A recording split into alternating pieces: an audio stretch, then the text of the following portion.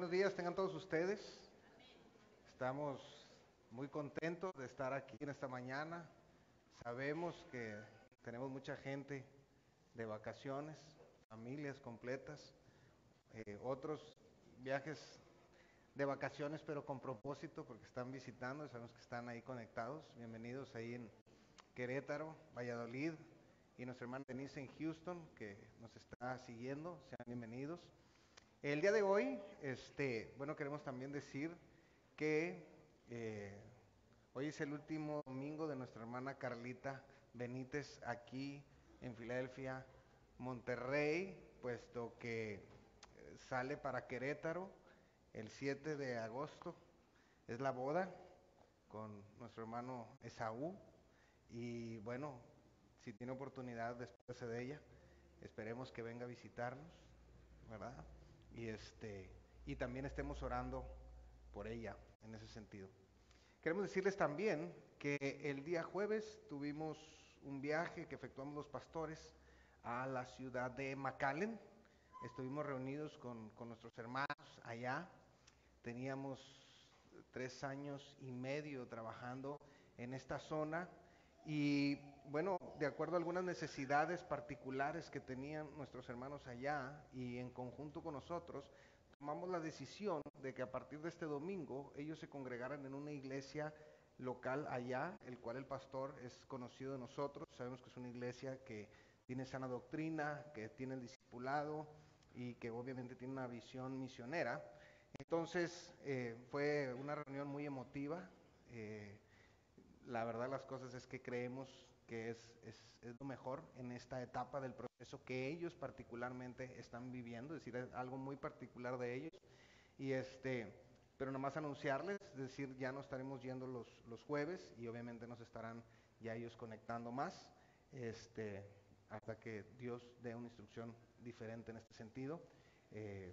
Seguimos viéndonos, sigo teniendo los chats con ellos y todo.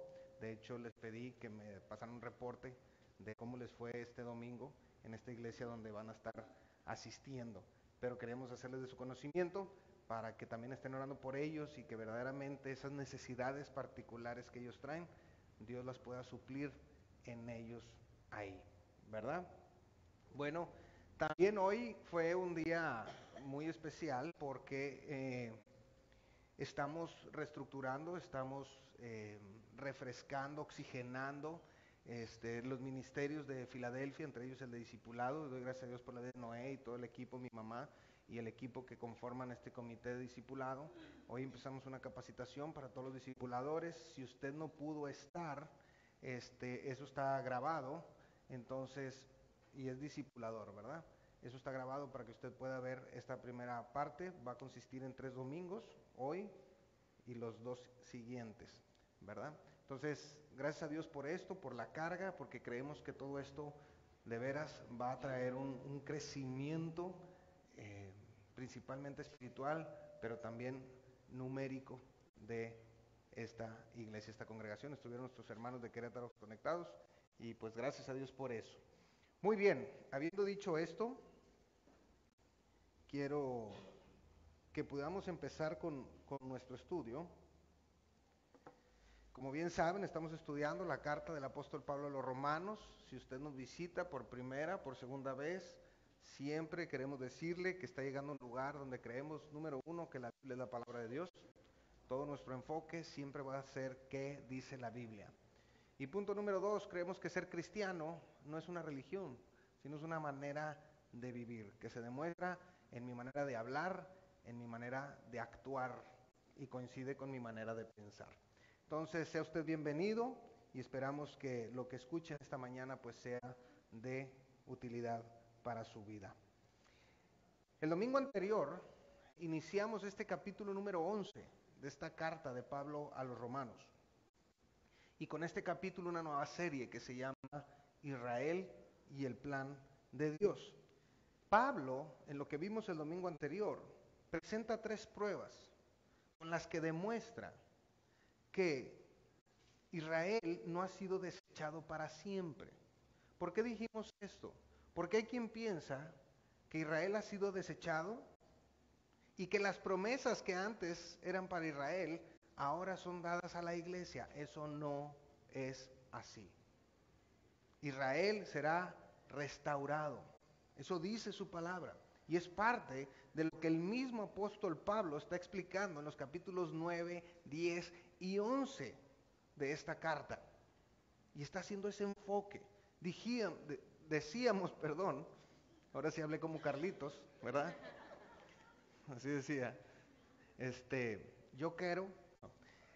Decíamos, ya se me olvidó qué iba a decir. Decíamos que nadie está dispuesto a seguir a un Dios que no cumple sus promesas. Y por eso es que Pablo está haciendo énfasis, diciendo, hey, lo que Dios les prometió a través de los profetas se va a cumplir. Lo bueno y lo malo. ¿Sí? Pablo decía, mi conversión es testimonio de que Dios no ha desechado a Israel. Porque quiero decirles que yo soy judío, del linaje de Abraham, de la tribu de Benjamín. ¿Y saben qué pasó? Un día cuando yo iba hacia Damasco, se me apareció el Señor Jesucristo. Y yo lo reconocí como Señor y me salvó. Y yo soy judío. Dios no ha desechado al pueblo de Israel. El punto es que ustedes lo entiendan y lo reconozcan como Él está pidiendo que se haga. La segunda prueba que presenta Pablo es que Dios siempre ha preservado un remanente fiel. Y ponía la historia de Elías, que para los judíos era una historia muy conocida. Cuando viene de matar a los profetas de Baal, ¿sí? A los de Acera, huye porque la esposa del rey Acab intenta matarlo. Y entonces está escondido en una cueva. Entonces Dios le habla y Elías le dice, es que estoy muy preocupado porque yo soy el único que ha quedado que quiere obedecerte. En 2 ocasiones. Y Dios le dice, ¿sabes qué, Elías? ¿No te has dado cuenta que hay 7,000 que no han doblado rodilla ante Baal? Y explicábamos cómo de pronto ante una nación que ha adoptado el pecado como una forma de vida nacional, pues de pronto es difícil identificar que todavía queda gente que verdaderamente quiere hacer las cosas bien, de acuerdo a lo que la Biblia establece.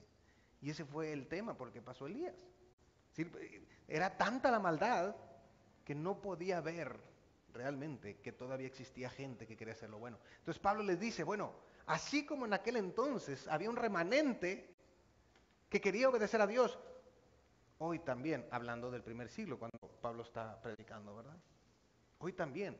Y son aquellos que quieran buscar a Dios a través de la gracia por medio de Jesucristo. Y la tercera prueba que Pablo decía era que efectivamente Dios había endurecido los corazones de los judíos, pero de aquellos que se habían negado a creer en Él. Que Dios les había mandado un espíritu de estupor. Decía Pablo, tienen ojos y no ven, tienen oídos y no oyen. Y explicábamos cómo, aunque eso está hablando en este contexto histórico a los judíos, cómo de pronto hay personas que conociendo la verdad, conociendo la palabra de Dios, de pronto ya no ven y ya no oyen. Ya no tienen sensibilidad a lo que la palabra de Dios establece. Y empiezan y pasan por un proceso de una ceguera espiritual que va degenerando su vista espiritual, valga la redundancia. Y terminan apartados. Y eso es lo que la Biblia habla para la iglesia de la apostasía. Gente que conoce, que sabe, pero que no le interesa estar. ¿Por qué? Porque ha sido cautivada por los deseos de este mundo. El día de hoy, continuando con este estudio y con esta serie, Israel y el plan de Dios, vamos a ver cómo Pablo explica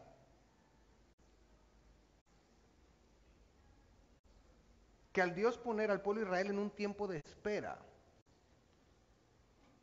es pasajero, es decir, no es permanente, porque los va a restaurar. Vamos a ver 3 puntos que tienen que ver con esto. El propósito definido de Dios en esto, su premonición definida en este asunto y la promesa que está clara en la Biblia con respecto al pueblo de Israel. Les voy a pedir que abran su Biblia, por favor, en Romanos capítulo 11. Romanos capítulo 11, verso 11.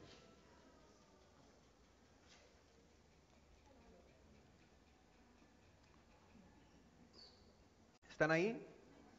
Romanos 11, verso 11.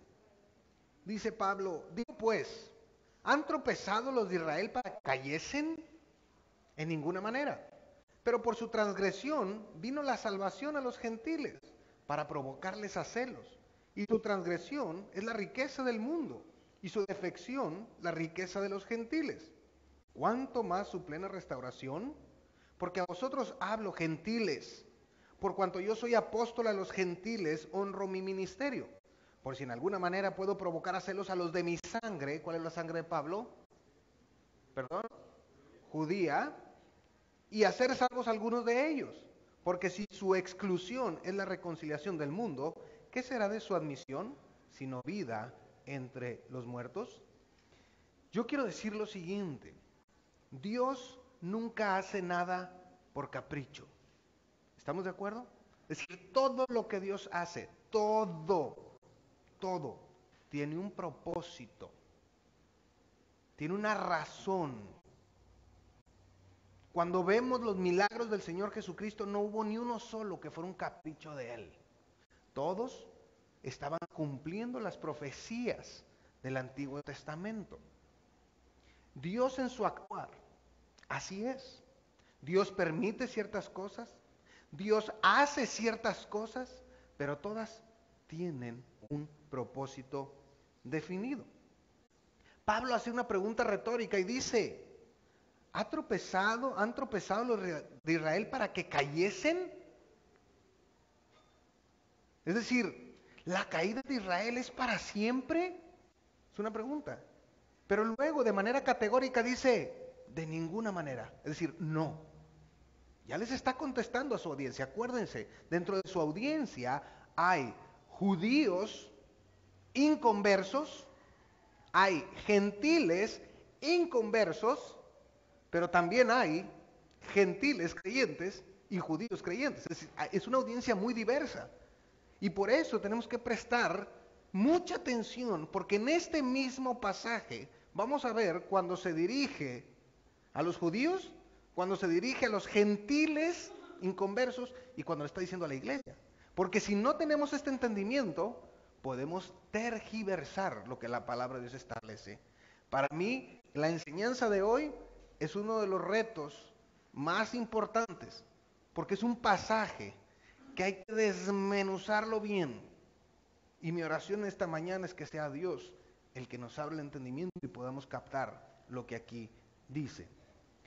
Dios no ha permitido que Israel, su pueblo escogido, caiga en una incredulidad y desobediencia tales que lleguen a ser insalvables. Es decir, efectivamente, Dios permitió que Israel viviese las consecuencias de su desobediencia, pero siempre con la oportunidad de poderlos salvar. ¿Sí? Y esto es bien importante. Yo quiero que el día de hoy, dentro de toda la enseñanza, usted se quede con algo en su mente. Tenemos un Dios restaurador. Si algo en esta mañana se va a llevar, llévese eso en su mente. A Dios le interesa restaurar. Es un Dios de misericordia. Es un Dios de segundas, terceras, cuartas, quintas oportunidades. Y es lo que vamos a ver. Dios permitió ciertas cosas en la vida nacional de Israel, pero porque tenía un propósito definido. ¿Cuál es ese propósito? Dice en el versículo, pero por su transgresión de los judíos, de la nación de Israel, vino la salvación a los gentiles. Es Es decir, por medio del tropiezo, de la caída de Israel, Dios extiende su gracia a los gentiles. ¿Qué quiere decir? Quiere decir que cuando Israel estaba tan obstinado con su desobediencia, Dios decide, de estar trabajando directamente con el pueblo de Israel, decide ponerlos en un tiempo de espera, decir, ¿sabes qué? Espérame y ahora déjame trabajo con el mundo gentil, con el pueblo gentil. No quiere decir que Dios no estuviera interesado en salvar a los gentiles antes. Siempre ha sido el deseo de Dios. Es parte de lo que Pablo ha estado explicando. Les decía a los judíos, ¿de qué se sorprenden si en las profecías, en las promesas de Dios en el Antiguo Testamento, siempre ha estado el deseo de Dios de que todos los pueblos le reconozcan como el único Señor y Salvador? No se sorprendan. Lo que pasa es que había puesto al pueblo de Israel para que llevase el mensaje de salvación a los gentiles. Pero ellos, en lugar de llevar ese mensaje, decidieron desobedecer a Dios y obstinaron su corazón. Entonces dice Dios, si ellos no van a cumplir con la tarea que tengo, pues tengo que hacerlo yo. Déjame trabajo con este pueblo. Pero déjeme le digo una cosa, lamentablemente, no hemos hecho mejor que Israel. Porque ahora nos ha dado la tarea a nosotros de compartirlo en todo el mundo y no lo hemos logrado.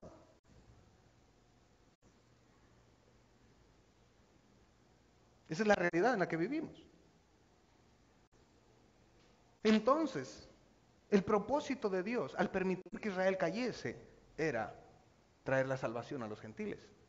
El mismo Señor Jesucristo se los dijo a los líderes judíos de Israel con la parábola de la viña. Abran su Biblia, por favor, en Mateo 21.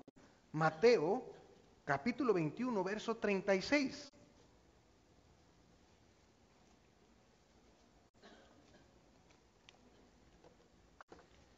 Está hablando de esta parábola de la viña. Dice el verso 36, envió de nuevo otros siervos, más que los primeros, e hicieron con ellos de la misma manera. ¿Sí? Finalmente les envió su hijo diciendo, tendrán respeto a mi hijo. Mas los labradores, cuando vieron al hijo, dijeron entre sí, este es el heredero, venid, matémosle y apoderémonos de su heredad. Y tomándole le echaron fuera de la viña, ¿y qué? ¿De quién estaba hablando? De sí mismo. De sí mismo. Cuando venga pues el Señor de la viña, Dios, ¿qué hará con aquellos labradores? Le dijeron, a los malos destruirá sin misericordia y arrendará su viña a otros labradores, que dice, que le paguen el fruto a su tiempo. Jesús les dijo, ¿nunca leíste en las Escrituras, la piedra que desecharon los edificadores ha venido a ser cabeza del ángulo? El Señor ha hecho esto, y es cosa maravillosa a nuestros ojos. Por tanto os digo, que el reino de Dios será quitado de vosotros, y será dado a gente que ¿qué? Que produzca los frutos de él. Y el que cayere sobre esta piedra será quebrantado, y sobre quien ella cayere le desmenuzará. Y oyendo sus parábolas, fíjense, ¿quiénes estaban ahí? Los principales sacerdotes y los fariseos, ¿qué dice? Entendieron que hablaba de ellos, pero al buscar cómo echarle mano, temían al pueblo, porque éste le tenía por profeta. Entonces el mismo Señor Jesucristo estaba diciendo que el rechazo que él sufriría abriría una puerta para un pueblo que no era originalmente a quien se le había entregado el reino. Que podía ser partícipe, sí, pero no se le había entregado a ellos. Y ahora cambia eso. Hablando del reino de Dios, el reino espiritual. Entonces el mismo Señor Jesucristo ya había explicado esto. El rechazo de ellos hacia Jesucristo y de su Padre hacia ellos extendió una invitación al reino de los gentiles. Y podemos ver cómo esto se va llevando a cabo. Si vamos a Hechos capítulo 9 nos encontramos con la conversión ¿de quién? Del mismo Pablo, de Saulo. Y podemos ver en este diálogo que tiene Dios con Ananías, cuando le dice, ¿sabes qué? Saulo, pues ya se convirtió y necesito que vayas y y le expliques bien.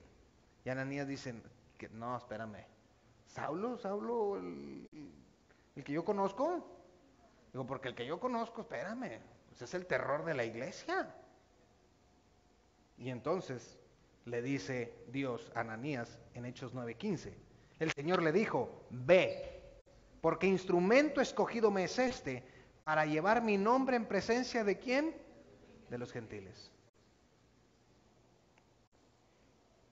Lo que el Señor Jesucristo dijo, se cumplió y estaba llevando a cabo su plan. En este versículo 13 de Romanos 11, Pablo dice, por cuanto yo soy apóstol a los gentiles, honro mi ministerio. Sin embargo, este no era el único propósito definido de parte de Dios. No solamente se trataba de salvar a los gentiles, porque el mismo Pablo dice, por si en alguna manera puedo provocar a celos a los de ¿qué? A los de mi sangre, y hacer salvos a algunos de ellos. Es decir, el propósito definido de Dios no solamente era salvar a los gentiles, sino también utilizar estos celos como un estímulo positivo para lograr que los judíos dijeran, hey, pongámonos las pilas.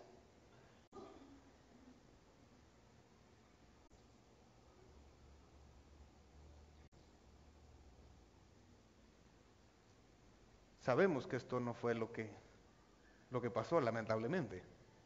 ¿Sí? El mismo Pablo dice que lo que antes se escribió para nuestra enseñanza se escribió. Hay una enseñanza muy interesante en la experiencia que vivió el profeta Jonás.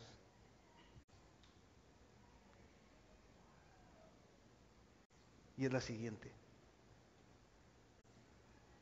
Jonás iba dentro de una barca, ¿sí?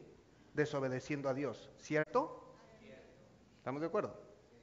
¿Qué hicieron los marineros de esa barca para traer la salvación? ¿Qué hicieron? Aventaron a Jonás al mar, pero ellos quedaron salvos.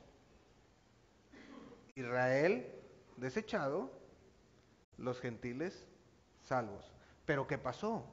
Que Dios extendió su gracia para con Jonás, ¿cierto?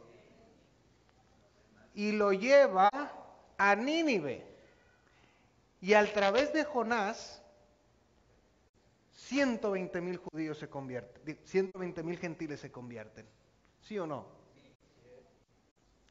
Israel va a ser restaurado, va a pasar por un juicio, la gran tribulación, y después muchos gentiles se van a convertir por la predicación de los 144,000. Judíos y gentiles. Ahí está el cuadro. Ahí está el cuadro.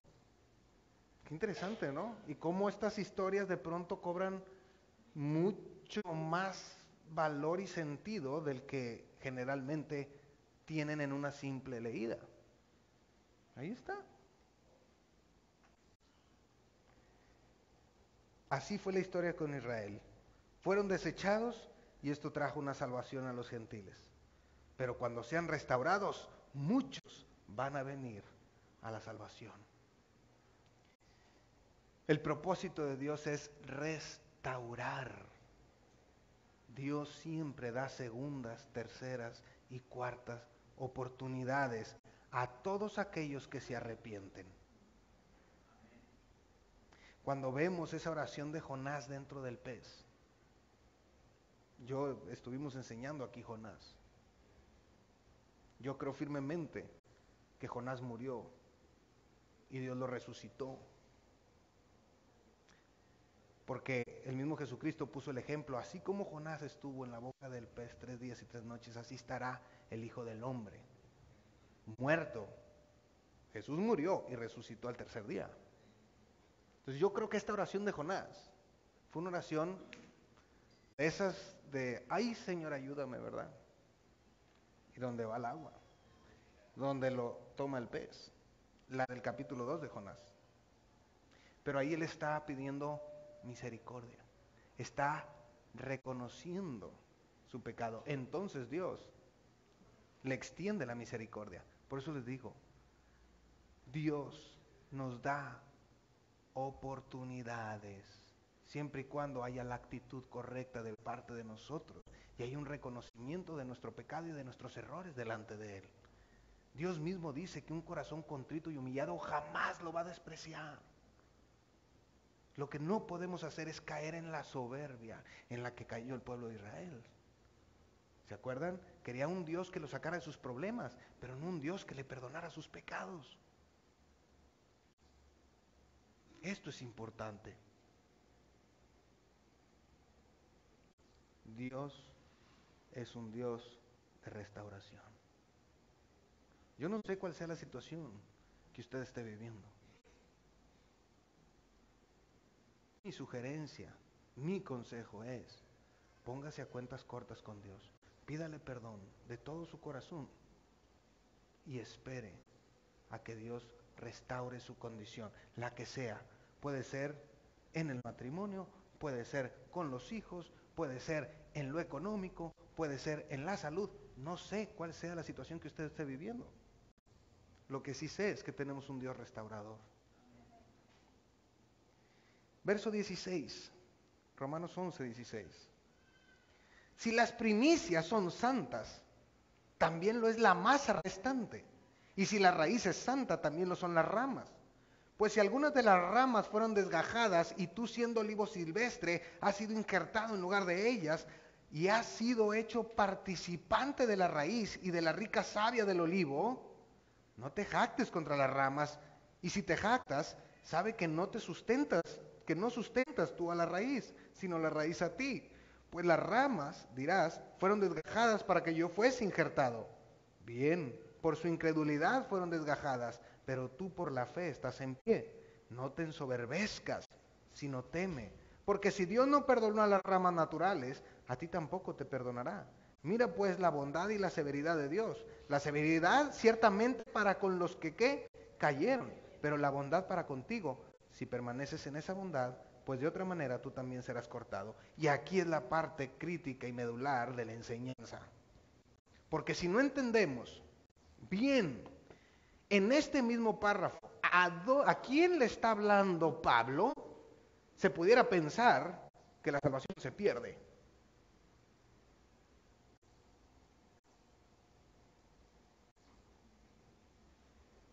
Por lo que dice. Esto es bien importante. Y lo primero que quiero aclarar es lo siguiente. Dios le está hablando a los gentiles. ¿Quiénes son los gentiles? ¿Los qué? No, ojo. Los gentiles, ahorita voy a explicar, no son los injertados. Decir que son los injertados tenemos un problema. No. Los gentiles son los que no son judíos, pero que tampoco son creyentes. Le está hablando a los inconversos. Sí. A los inconversos. Pero luego, Pablo está haciendo referencia a los gentiles creyentes. Pero luego está hablando de los judíos. Por eso es tan importante poner atención a cada palabra en la Escritura. Pablo está utilizando la parábola del olivo. Y yo quiero traer aquí una enseñanza doctrinal con respecto a este olivo. El olivo, como cultura general, era el árbol más útil y productivo y valioso de Israel. ¿Sí? De hecho, era precioso para ellos en cuanto a la economía y al bienestar de la nación. Es por eso que la relación de Dios con la nación de Israel se representa con un olivo. Cuando usted vea en la Biblia que se habla acerca del olivo, se está hablando de la vida nacional de Israel. sea, de su vida como nación. Ahora piensen en esto. Cuando están los discípulos en ese diálogo con Jesucristo y le están diciendo, ¿y cuándo es que vendrá tu reino? Todas estas cosas de las que estás hablando. Y le dice, cuando veas el olivo florecer. El olivo, vida nacional de Israel. En 1948 la ONU dice y certifica que Israel se constituye una nación. El olivo dio un fruto. ¿Cuándo? En 1948. Entonces, todas estas cosas que habla de la profecía, pues el parteaguas era el 48. Pero también dice que como en los tiempos de Lot, como en los tiempos de Noé, ¿se acuerdan de esta situación? Cuando llegan los dos ángeles a casa de Lot y dice que se reúnen un grupo de hombres, desde el pequeño hasta el grande, y le pedían a Lot que le prestara a los muchachones para tener relaciones sexuales con ellos, relaciones homosexuales con ellos. Y entonces cuando Lot empieza a argumentar con ellos, lo empiezan a golpear y los ángeles extienden su mano y meten a Lot y cierran la puerta. Y después vino el juicio. ¿Qué celebraron ayer en Estados Unidos? ¿El qué? ¿El día de la qué? ¿Será el día de la independencia de Dios? ¿Por lo que acaban de promulgar como ley?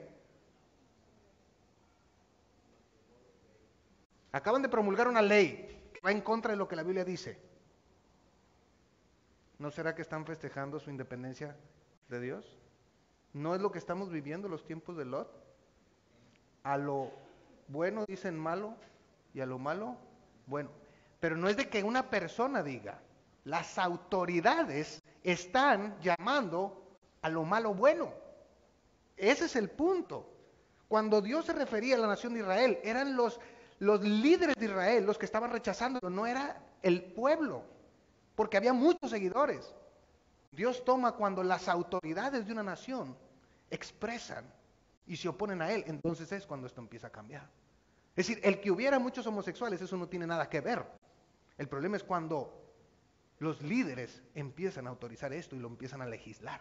Ahora, ya lo expliqué. El punto es, no se trata de argumentar o no en esto. Se trata de hacer nuestra tarea de predicar el evangelio. Y esas personas, orar por ellas. Punto. Si lo legislizan o no, eso no es asunto de nosotros. Nuestra responsabilidad es hablarles de la palabra y dejar que sea Dios el que trabaje en sus vidas. Como hablaríamos con una persona que tiene problemas con el alcohol, como una persona que tiene problemas en su matrimonio de adulterio, como el que tiene problemas de la mentira, como el que tiene problemas de soberbia. Para Dios el pecado es pecado. ¿Estamos de acuerdo? Ok. Entonces, yo traté, entendiendo que el tema está un poquito complicadón, de esquematizarlo de la siguiente manera, a ver si esto puede hacer más fácil la enseñanza. Pablo habla de ramas desgajadas, ¿sí? ¿Quiénes son? Judíos que no creyeron y no creen en Cristo. Esas son las ramas desgajadas. El olivo silvestre. El olivo silvestre son los gentiles. Ya expliqué, el gentil no es judío y no es creyente. Entonces el olivo silvestre es el gentil. Pero luego habla de que el olivo silvestre es injertado. Ah, ese es el creyente, el gentil que ha reconocido a Jesucristo como Señor y Salvador y que ahora forma parte de la familia de Dios. Y luego habla de la rica savia del olivo que se alimenta de ahí. Bueno, porque el tronco es Dios. ¿Ok? Entonces ya con este entendimiento podemos leer y dice, si la raíz es santa, también lo son las ramas. Pues si algunas de las ramas fueron desgajadas, ya sabemos quiénes son, Y tú, siendo olivo silvestre, acuérdense que dice, a ustedes gentiles hablo, ¿sí? Han sido injertados en un lugar de ellas, es decir, ahora ustedes tienen la oportunidad de formar parte de esto. Sí y solo si reconoces a Jesucristo como Señor y Salvador. Y has sido hecho participante de la raíz y de la rica savia del olivo. Entonces, espero que ahora tengamos un entendimiento más claro. Pablo hace mención de los judíos que no creyeron, hace mención de los gentiles que no son creyentes, que se les está dando una oportunidad, pero está hablando también de aquellos que, siendo gentiles, ya han accedido a la gracia de Dios por medio de reconocer a Jesucristo.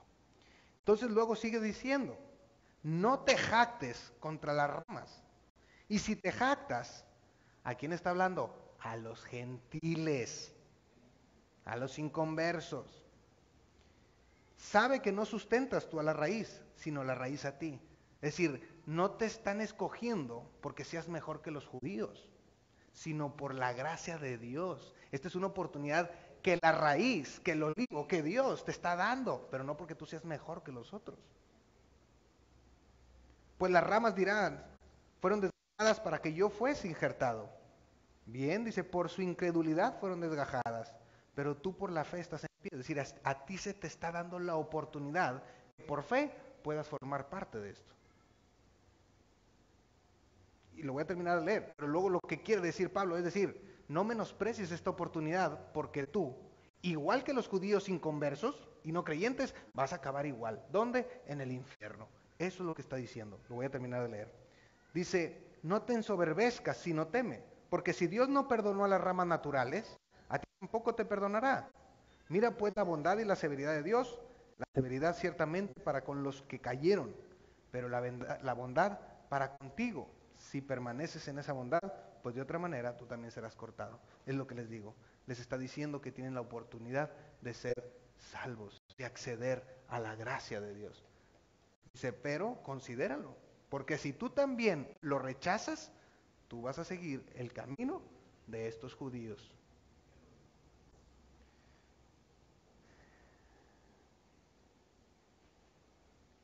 Pablo les está diciendo a los gentiles que no tomen una posición soberbia y de superioridad con respecto a la nación de Israel, porque eso refleja la falta de entendimiento que Dios consideró a los gentiles por la gracia de Él, no porque fueran mejores.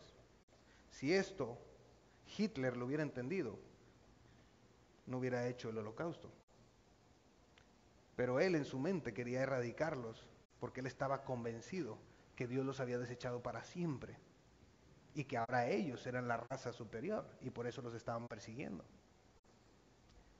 Todo con la anuencia de la Iglesia Católica. La Iglesia Católica siempre ha estado en la persecución de los verdaderos cristianos y de los judíos, porque cuando la Inquisición fue el brazo armado de la Iglesia Católica quien ejecutó a todos estos cristianos y a judíos también.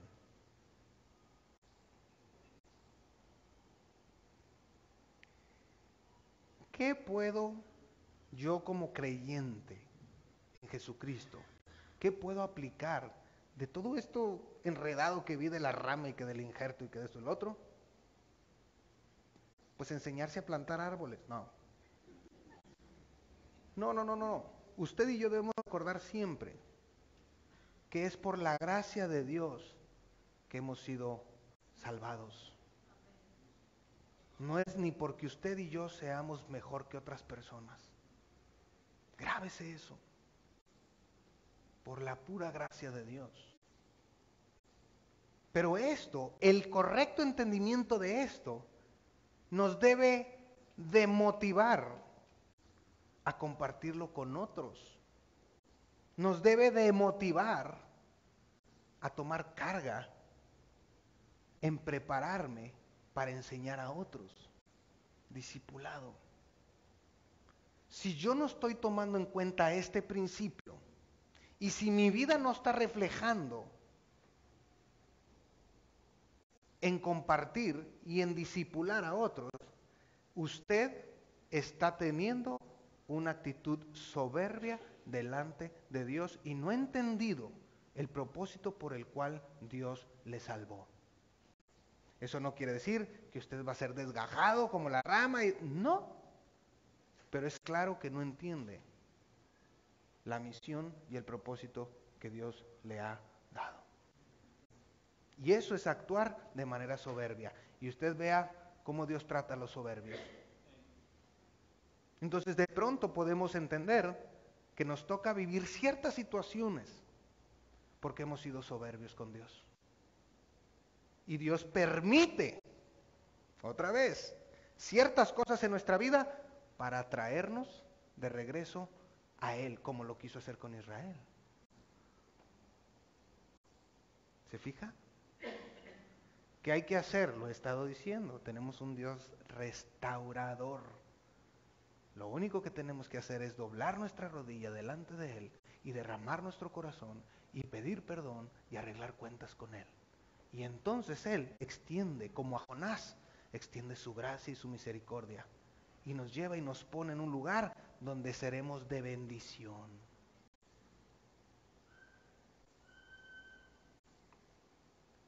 Pablo termina diciéndoles en el verso 23, Romanos 11, 23, y aún ellos, si no permanecieren en incredulidad, serán injertados. Aún ellos, ¿a quién se está refiriendo? A los judíos, a esos que fueron desgajados. Dice, si no permanecieren en incredulidad, serán injertados. Una promesa de restauración. Dice, pues poderoso es Dios para volverlos, ¿qué? A injertar. Porque si tú fuiste cortado del que por naturaleza es olivo silvestre y contra naturaleza fuiste injertado en el buen olivo, ¿cuánto más a estos que son las ramas naturales serán injertados en su propio olivo? Dios tiene una promesa definida y maravillosa. Llegará el momento donde Israel por fin verá a Jesús como su Mesías. Se arrepentirá de su incredulidad y lamentará su rechazo previo de Él. Es decir, va a llegar un momento en la historia donde los judíos, en grandes cantidades, reconocerán a Jesús como el Mesías. Claro, tendrán que pasar un proceso de juicio como lo vivió Jonás. ¿Por qué? Porque van a tener que pasar la persecución y el sufrimiento de la gran tribulación. Cuando ese hombre de pecado que habla según de Tesalonicenses capítulo 2, el anticristo los perseguirá. Esto que está diciendo Pablo aquí no es nuevo, porque el mismo profeta Zacarías, en el capítulo 2, en el verso 9, dice, lleguen ahí, porque hay una palabra y una frase clave que todos los estudiantes de la Biblia van a identificar. Zacarías, capítulo 12, verso 9.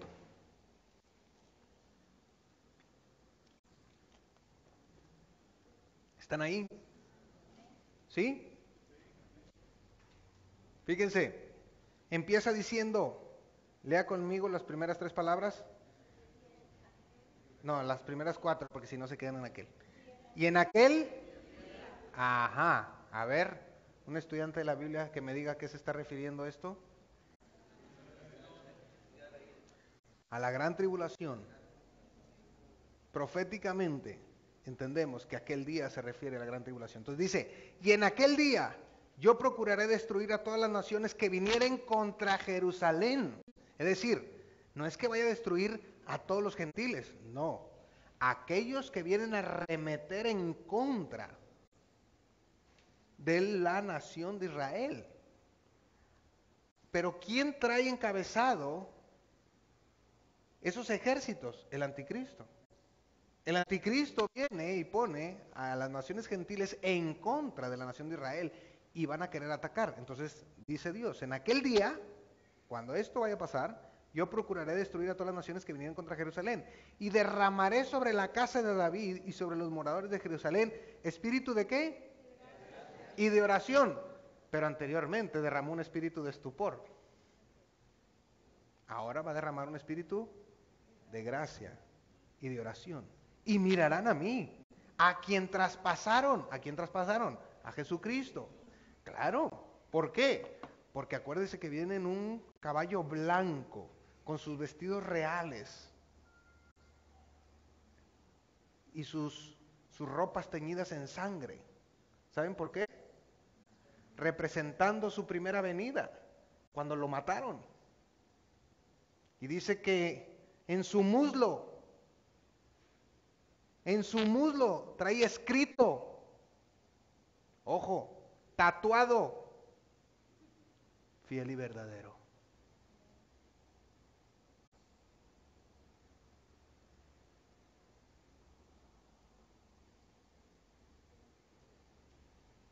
Y sobre los moradores de Jerusalén el espíritu de gracia y de oración, y mirarán a mí, a quien traspasaron.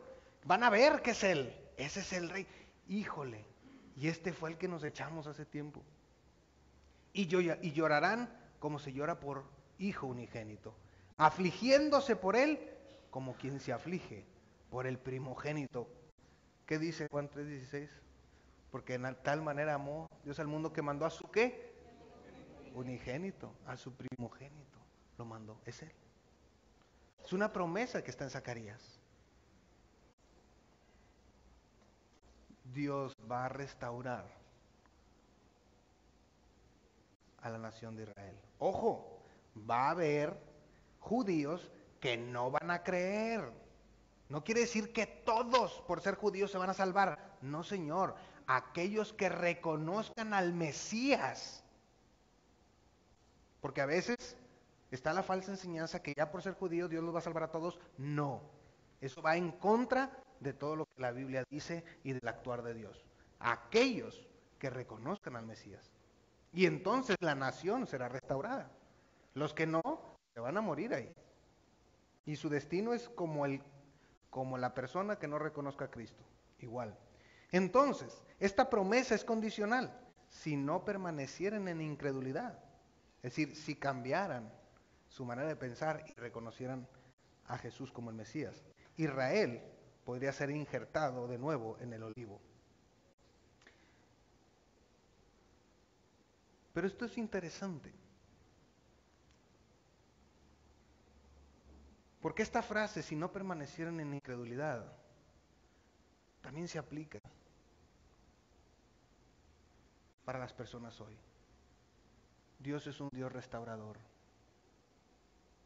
Dios lo que quiere es que la gente salga de su incredulidad, que reconozcan a Jesús como su Señor y su Salvador. Pero quiero decirle algo de todo corazón. Es responsabilidad de nosotros hablarle a la gente. Hablarle a la gente. La gente se está muriendo sin Cristo. Es responsabilidad de la iglesia hablarles. A veces estamos muy cómodos porque sabemos que si nosotros morimos vamos a la presencia de Dios. Porque en un momento histórico de nuestra vida lo reconocimos. Pero ¿qué de aquellas personas que no tienen esa paz? Y que están buscando sin saber qué están buscando. Usted y yo sabemos qué es lo que están buscando. Nuestra responsabilidad es hablarles. Esa es la misión que Dios, que Jesucristo nos dejó, ir y hacer discípulos. Ir y hacer discípulos.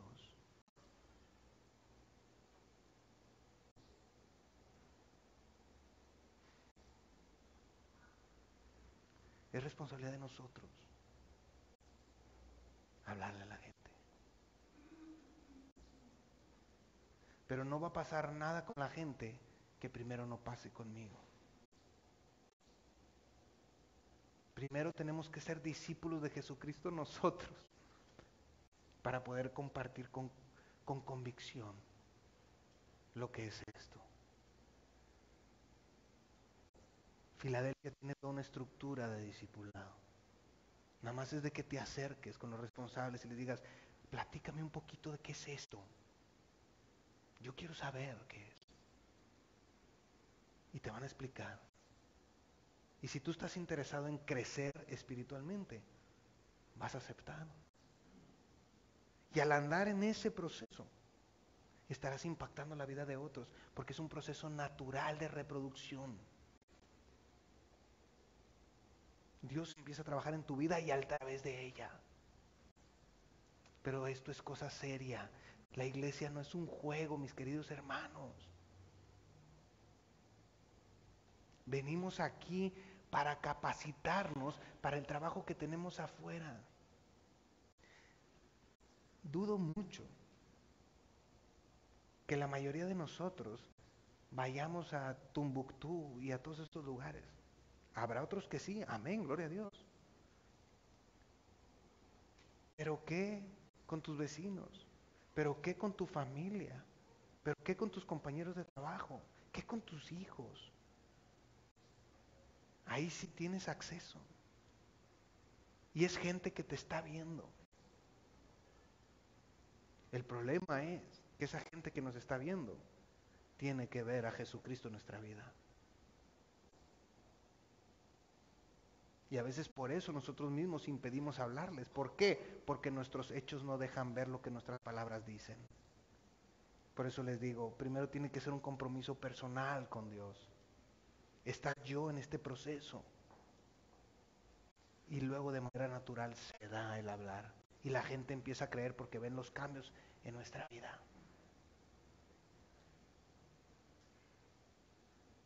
Yo quiero terminar haciéndote esta invitación.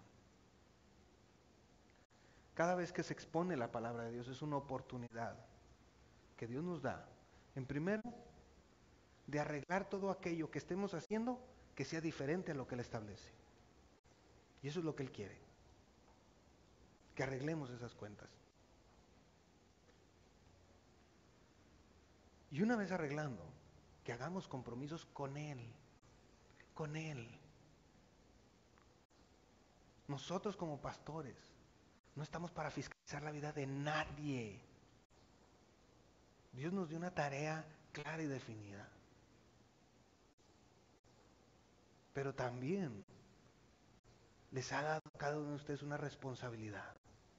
Y es una relación personal con Él. Y en esa responsabilidad, usted tiene que rendir cuentas a Él. Entonces, la primera invitación es esta.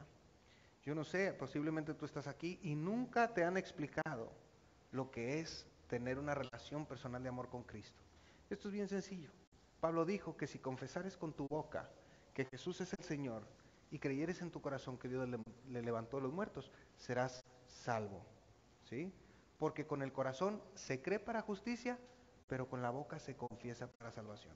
Es decir, son dos cosas. Una, creer de corazón lo que tú estás diciendo, que Jesús es el Señor. Y dos, que tus labios lo expresen. ¿Sí?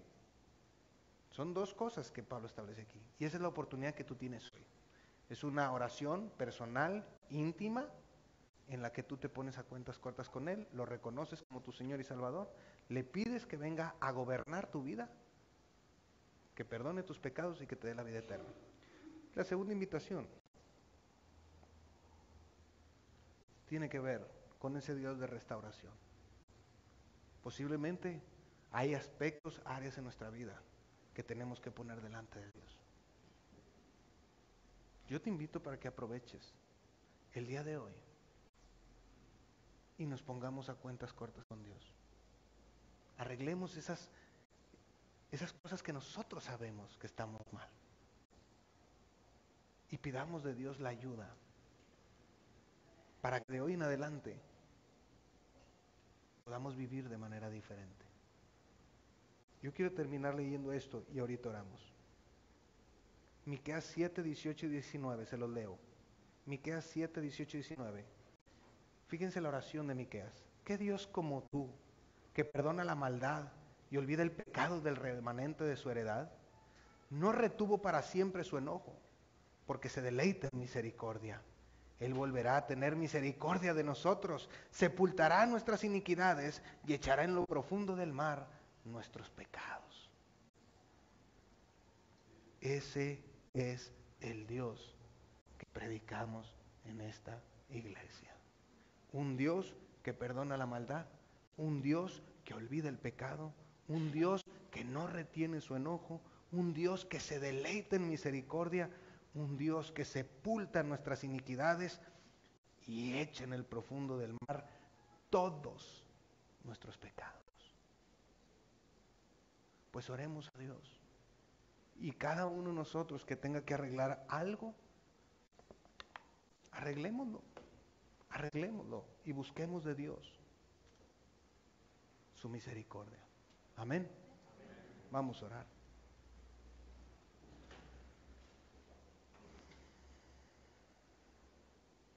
Bendito Dios y Padre Celestial. Venimos delante de ti con un corazón contrito y humillado, Señor. Sabemos que hay cosas en nuestra vida que tenemos que poner delante de ti, que tenemos que entregarte, Señor. Estamos en un proceso de crecimiento, Señor. Estamos en un proceso, tú lo llamas en tu palabra, de perfeccionamiento, conformándonos a la imagen de tu Hijo Jesucristo. Pero en ese andar, Señor, hay actitudes, hay prácticas, hay pensamientos, hay acciones que hacemos que están en contra de lo que tu palabra dice. Y es hoy, Señor, que venimos como iglesia para pedirte perdón, para decirte que nos perdones. Tu palabra dice que si confesamos nuestros pecados, tú eres fiel y justo para perdonar nuestros pecados y limpiarnos de toda maldad. Dios, queremos que nuestra comunión contigo esté en excelente estado, que no haya nada que esté obstaculizando este tiempo de andar contigo, Señor. Ponemos delante de ti las situaciones que traemos. Cada uno de nosotros sabe cuáles son. Queremos decirte que nos perdones, que nos ayudes. Restáuranos, Señor. Ten misericordia de nosotros. Queremos glorificarte. Queremos hacer las cosas conforme de acuerdo a lo que tú estableces en tu palabra, Señor. Pero necesitamos de ti. Necesitamos de tu ayuda. Sé tú el que trabaje en nuestra vida, Dios. Y danos la oportunidad de poder trabajar con la gente que nos rodea, Dios. Impactar sus vidas. Que puedan ver en nosotros el reflejo de tu Hijo Jesucristo. Por favor, bendice a esta iglesia Filadelfia Monterrey, Dios. Ayúdanos a tener clara cuál es la misión que tú nos has encomendado, Señor. Cuál es la visión que esta iglesia tiene. Y a trabajar todos como un solo hombre para cumplir con este mandamiento que nos has dado, con esta instrucción, con esta orden de hacer discípulos, Señor. Por favor. Te damos gracias por la oportunidad de reunirnos libremente y de poder escuchar tu palabra. Ponemos en tus manos, Señor, los diezmos, ofrendas que se han de levantar. Que podamos dar como propone nuestro corazón, Señor. No por necesidad, sino con un ánimo de regresarte a ti lo que previamente nos has dado, Dios. Porque todo es tuyo, dice David, y de lo recibido de tu mano te damos, Dios. Bendice al dador alegre conforme a lo que tu palabra dice. Tú dices eso. Pues derrama tus bendiciones hasta que sobreabunden. Ayúdanos a tener las actitudes correctas, Dios. Bendice los puntos de transmisión y síguenos dando claridad de hacia dónde vamos. En Cristo Jesús ponemos todo esto. Amén y amén. Sé que los jóvenes que van a campamento nos quedamos Aquí, ¿verdad? De este lado, allá atrás, ¿sí? Muy bien.